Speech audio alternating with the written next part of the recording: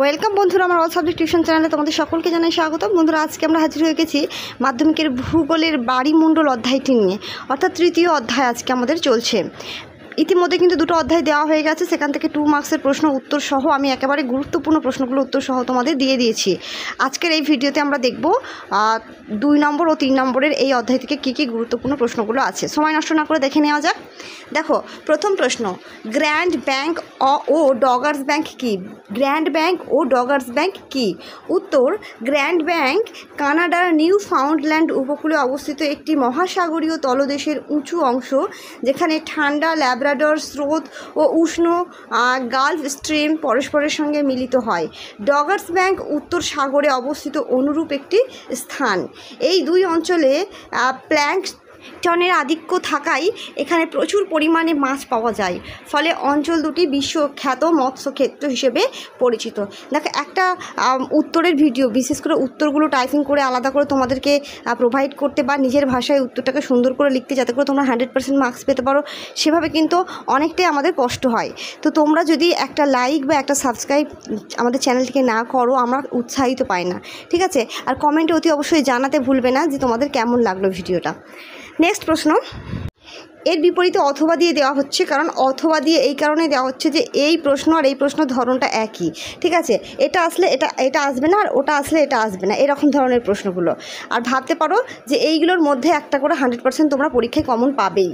তো দেখো, ভরা কোটাল ও মরা কোটাল কাকে বলে? উত্তর, পূর্ণিমা ও অমাবস্যা তিথিতে সূর্য, চাঁদ ও পৃথিবী একই সরলরেখায় অবস্থান করলে চন্দ্র ও সৌর আকর্ষণের সম্মিলিত প্রভাবে জোয়ারের উচ্চতা বেশি হয়, একে ভরা কোটাল বলে। অপরদিকে অষ্টমী ও চতুর্দশী তিথিতে চাঁদ ও সূর্য পরস্পরের কোণে অবস্থান করলে জোয়ারের উচ্চতা কম হয়, একে মরা কোটাল বলে।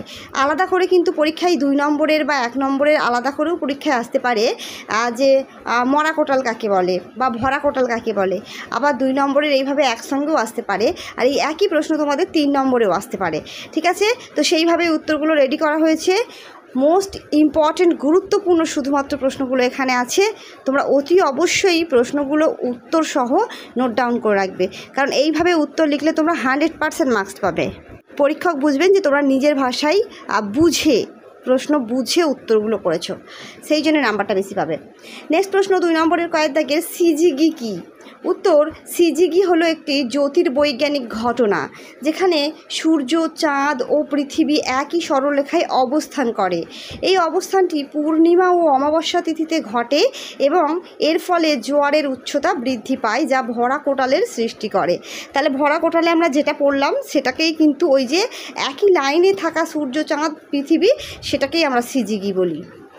নেক্সট প্রশ্ন, বান বা বান ডাকা বলতে কী বোঝো? উত্তর, সমুদ্র বা নদীর জলস্তর যখন চন্দ্র আকর্ষণের স্বাভাবিক অবস্থার চেয়ে অনেক বেশি উচ্চতায় উঠে যায়, তখন তাকে বান বা বান ডাকা বলা হয়। সাধারণত দিনে 2 বার বান হয়, তোমরা যারা নদীর ধারে বাস করো দেখতে পাবে 2 বার বান হয়, একবার চাঁদের নিকটবর্তী অংশে এবং অন্যবার বিপরীত পাশে। পরবর্তী প্রশ্ন, গৌণ জোয়ার কী? গৌণ জোয়ার, উত্তর, চন্দ্র ও সূর্য একই সরলরেখায় না থেকে কোণে অবস্থান করলে চন্দ্র আকর্ষণের বিপরীতে সৌর আকর্ষণ কাজ করে, ফলে জোয়ারের উচ্চতা কম হয়। এ ধরনের দুর্বল জোয়ারকে গৌণ জোয়ার বলা হয়, যা সাধারণত অষ্টমী ও চতুর্দশীতে দেখা যায়। নেক্সট, লুনি নদীতে জোয়ার হয় না কেন?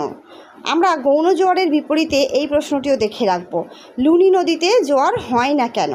উত্তর, লুনি নদী ভারতের পশ্চিমে অবস্থিত একটি অস্থায়ী নদী, যা মরুভূমির মধ্য দিয়ে প্রবাহিত হয়ে আরব সাগরে পৌঁছানোর আগেই শুকিয়ে যায়।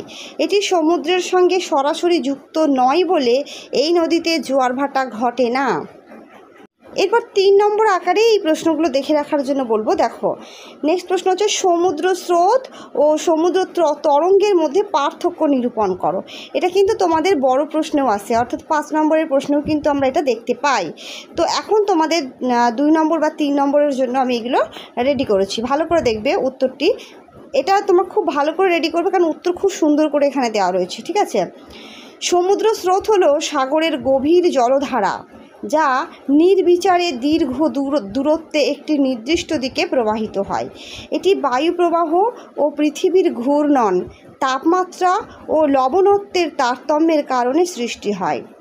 অন্যদিকে সমুদ্র তরঙ্গ হলো বাতাসের কারণে সাগরের উপরিভাগে সৃষ্টি হওয়া জলতরঙ্গ, যা দ্রুত গতিতে ছড়ালেও সীমিত দূরত্বে বিস্তৃত হয়।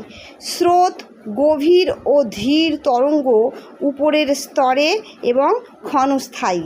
ভালো করে বুঝবে, সমুদ্র স্রোত আর সমুদ্র তরঙ্গের পার্থক্য এটা দেওয়া হয়েছে। যদি সমুদ্র স্রোতের বৈশিষ্ট্য আসে তাহলে তোমরা উপরের ভাগটা লিখবে, আর সমুদ্র তরঙ্গের যদি বৈশিষ্ট্য আসে তাহলে নিচের অন্যদিকে যেটা বলা হয়েছে সেই নিচের ভাগটা লিখবে।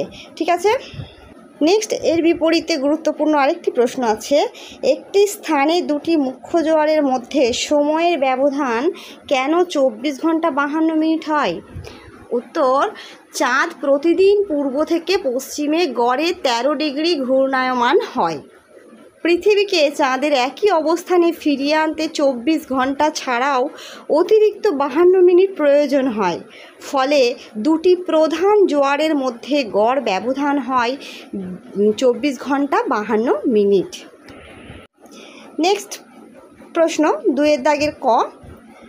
এগুলো কিন্তু 3 নম্বরের প্রশ্ন। ঠিক আছে। চন্দ্রের অ্যাপোজি ও পেরিজি অবস্থান জোয়ার ভাটার উপর কী প্রভাব ফেলে? উত্তর, চাঁদ যখন পৃথিবীর কাছাকাছি অবস্থান করে বা অবস্থানে থাকে, কাছাকাছি অবস্থানে যখন চাঁদ থাকে, একে পেরিজি বলে। তখন চন্দ্র আকর্ষণ বেশি হওয়ায় জোয়ারের উচ্চতা বেড়ে যায়, অর্থাৎ পেরিজির সময় কিন্তু জোয়ারের উচ্চতা বেড়ে যাচ্ছে। অপরদিকে চাঁদ যখন পৃথিবী থেকে দূরে থাকে একে অ্যাপোজি বলে, এবং তখন চন্দ্র আকর্ষণ কম হওয়ায় জোয়ারের উচ্চতা কম হয়। নেক্সট, গুরুত্বপূর্ণ আরেকটি প্রশ্ন, অথবা দিয়ে তোমরা এর বিপরীতে করতে পারো। নিউ ফাউন্ডল্যান্ডের উপকূল মৎস্যক্ষেত্রের জন্য বিখ্যাত কেন? উত্তর, নিউ ফাউন্ডল্যান্ড উপকূলে ঠান্ডা ল্যাব্রাডোর স্রোত ও উষ্ণ গালফ স্ট্রিম পরস্পরের সঙ্গে মিলিত হয়।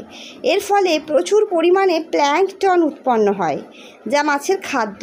মাছেদের এটাই প্রধান খাদ্য। ফলে এই উপকূল বিশ্বের অন্যতম ধনী মৎস্যক্ষেত্র হিসেবে পরিচিত। তো আমি যে কটা প্রশ্ন দিলাম ইতিমধ্যে কিন্তু আমি তোমাদের 2টো অধ্যায় দিয়ে দিয়েছি। তোমরা জানো বহির্জাত প্রক্রিয়া ও বায়ুমণ্ডল 2টো অধ্যায় থেকে আমি তোমাদের 2 নম্বরের একেবারে সেরা বাছাই করা প্রশ্নগুলো দিয়ে দিয়েছি। তোমরা যারা ভিডিওগুলো দেখোনি, আমার ডেসক্রিপশন বক্সে তার লিঙ্ক পেয়ে যাবে, অথবা তোমরা আমার চ্যানেলে একটু ঢুকে সার্চ করে দেখে নিতে পারো। ইতিপূর্বে বলতে এর আগেই আমি পরপর 2টো ভিডিও দিয়েছি। ঠিক আছে। তো আমি কিন্তু পরস্পর সমগ্র অধ্যায়গুলোই দেব এইভাবে। আশা করছি অবশ্যই তোমাদের কাছে ভিডিওটি হেল্পফুল বলে মনে হয়েছে।